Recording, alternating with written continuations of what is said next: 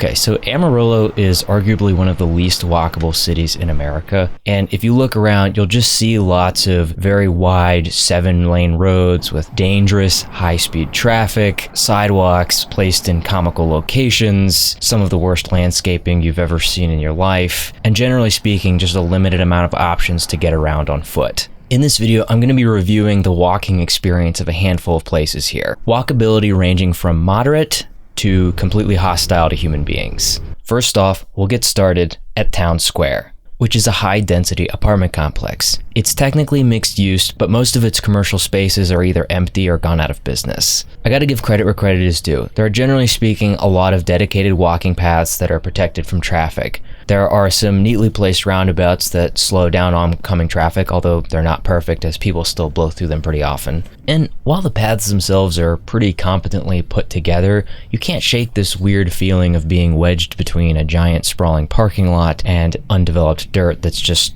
covered in trash. The place frequently just feels like a construction zone. It is a 5-story building that is just surrounded by literally nothing.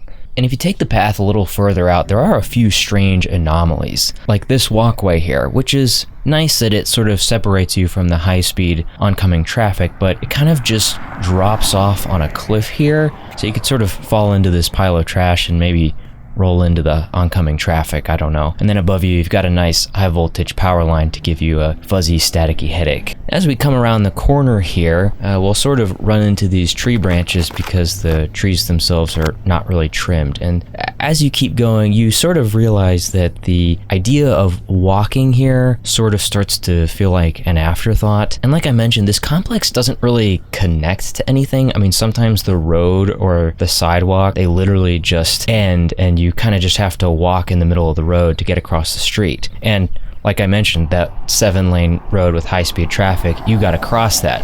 People are literally going, 50 to 80 miles per hour across this thing. There's no crosswalk, there's no flashers, there's no nothing. So you got to run, you got to run across and hope you're okay.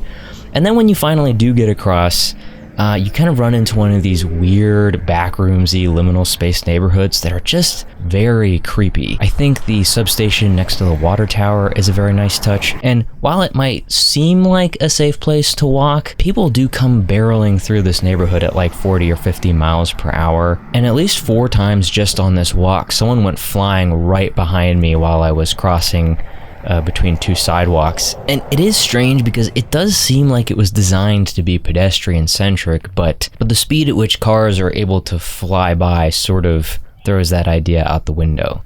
On that note, I'd rate this area a 6 out of 10 for walkability, a 4 out of 10 for overall experience. Next up, we have the Stroads. Now, these Stroads basically make up the majority of Amarillo, so if you're walking around here, you've basically got to cross paths with these at some point.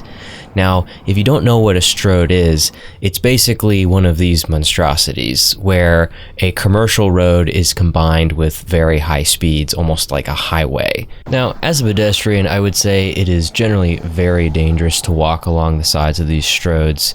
I mean, just walking here, I was very nervous that somebody coming up behind me was going to hit me, and it is generally very difficult to get around. Oftentimes, the sidewalk just cuts off, and crosswalks are literally miles apart. And even when you do reach a crosswalk, it's so dangerous you probably don't want to cross there anyways. Now, every once in a while, you do run into these little stretches of sidewalk where there is a fair amount of separation between you and the road, but like most good things in life, it's cut short very abruptly. Now, while exploring the Stroads, I did find this hidden gem called Rock Island Rail Trail, and it is a very long pathway that spans a very large width of the town and is completely separated from traffic. This might look like, oh, it's a decently nice walk and it seems pretty safe, but you'd be mistaken here because this park is often home to various homeless encampments. I've actually been threatened with violence numerous times passing through here. As you can see from this stuff here, there's clearly people living here.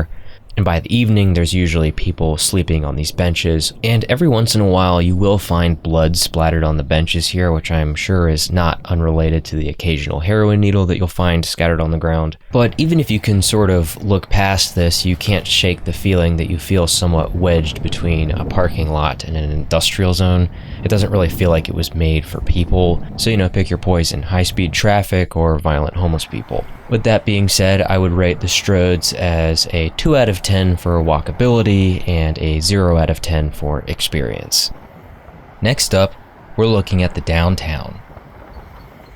At first glance, it seems like a pretty nice place to walk. It has all the amenities you expect to see in a downtown area. Nice pathways, clean storefronts, prevalent crosswalks with well-regulated traffic flow. And while this feels pretty nice at first, the feeling starts to wear off if you walk basically 1 block in any direction. If you cross through this nice pathway, you run into a giant parking lot. If you walk 1 block this way, you run into a bunch of abandoned buildings. And there are a lot of abandoned buildings here, or at least they seem abandoned. I don't know, you tell me, does that look abandoned to you? And then we'll walk 1 block in the other direction and we basically run into an industrial zone. At least it's not abandoned, I guess. I actually had to walk around for about a half an hour before I ran into anything that looked remotely useful. And in this case, it was a convenience store, ironically, which is also a gas station. But really, none of these shops here are anything remotely useful on a day-to-day basis. I mean, there are some really nice restaurants and bars here, but they are extremely overpriced for a town like this. And it's all really kind of sad because you can tell a lot of effort is put in by the city to try to make it nicer. I mean, you see these nice murals everywhere. They clearly put a lot of money into this convention center and the baseball stadium, but it all ultimately adds up to basically nothing. And so while technically it's a 10 out of 10 for walkability, most of this walking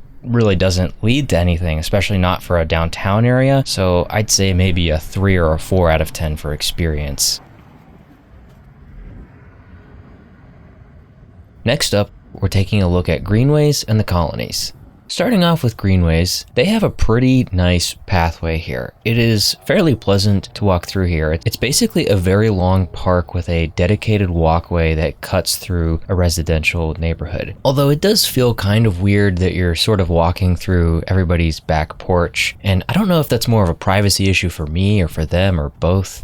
But at the end of the pathway, it does take you to a grocery store and some restaurants. That is assuming you don't mind crossing over some dirt to get there, but you can get there. And next we're going to cross over to the colonies, but in order to get there, we do have to cross the dreaded Stroad. And I think I waited here for a solid 5 minutes to wait for something to open up. And even as I was crossing, it felt like traffic was catching up to me, but I finally got across. My heart was definitely racing, however, I made it. And I do quite like how this pathway here gives you quite a bit of separation from the road, so you don't have to worry too much about somebody running you over. And as we come around the corner here, we'll enter into the colonies and maybe just run into this bush here.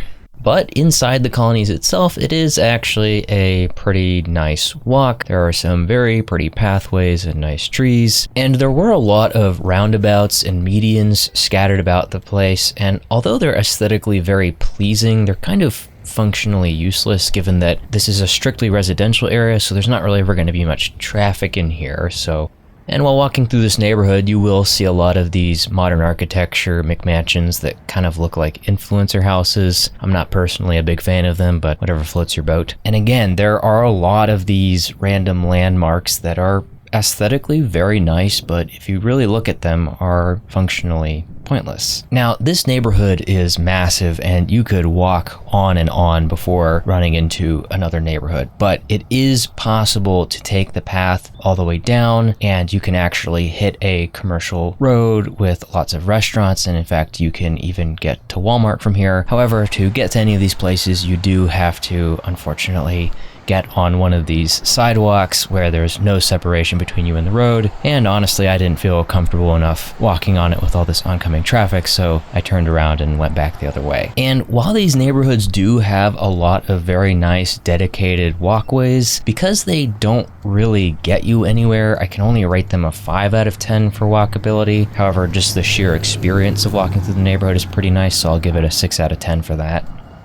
And well, folks, that about wraps up today's walk reviews of Amarillo, Texas. If you liked this show, please let me know down in the comments and ask me to do more of them. It really helps if you like and subscribe. That helps the algorithm recommend it to other people. If more people watch it, then I can make more. But please do let me know down in the comments.